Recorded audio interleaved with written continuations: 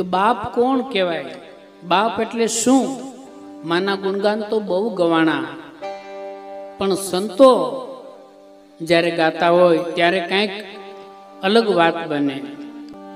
આ ઘેરો વડલો ને ઘેરી છાયડી રેલો. બાપને વડલાની ઉપમા આપી કે વડલા નીચે ગામમાં જોયું હશે કેટલા ઢોર પશુ પંખીઓ એની નીચે વિહામો લીએ, એમ બાપ એક વડલા સ્વરૂપ છે. આ ઘેરો વડલો ને ઘેરી છાયડી રેલો.